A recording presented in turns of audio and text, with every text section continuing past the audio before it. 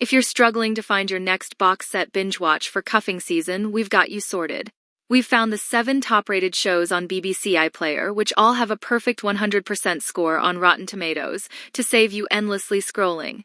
These shows have all been smash hits with critics and viewers alike, including one drama that is considered to have defined a generation. We've also got all genres covered, from an irreverent rom-com to murky thriller and everything in between. Really, there's no need to leave your house now until Christmas, so get settled into your sofa and grab the remote.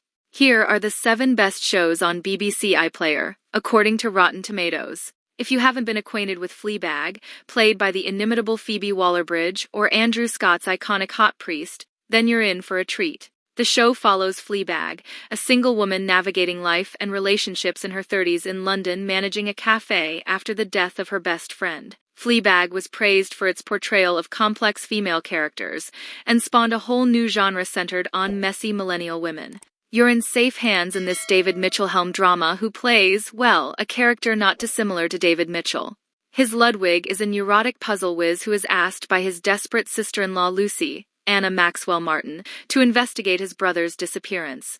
Lucy ropes in Ludwig to impersonate his brother and take on his job as a police officer to gather clues, but he discovers he has a knack for solving murders. Mr. Loverman.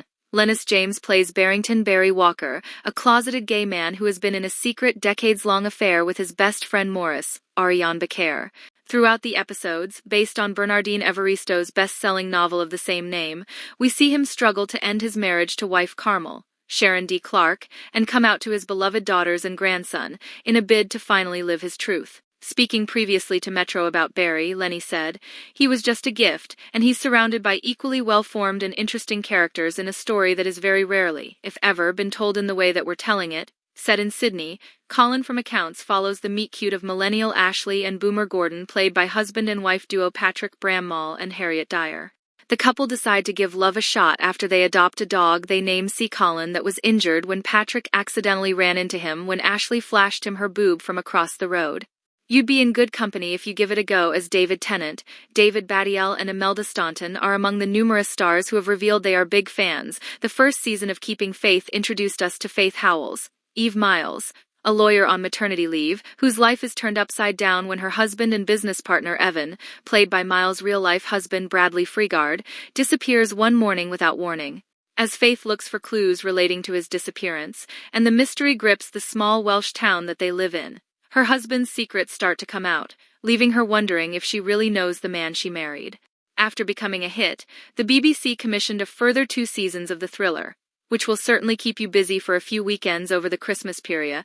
Hot off the heels of the success of the original film Boiling Point, the BBC commissioned a TV series with Stephen Graham reprising his role as Chef Andy Jones. Set 5 months after the events of Movie, the 5-parter follows sous chef Carly, Vinette Robinson, who has opened her own restaurant in London and is now head chef. While not filmed in a single show, like the original film, the Boiling Point TV show is still a stressful, all-consuming watch perfect for fans who are looking for their next watch after The Bear Life on Mars tells the story of Sam Tyler, played by John Sim, a police officer working in 2006 who travels back in time to 1973 after winding up in a coma following a car accident.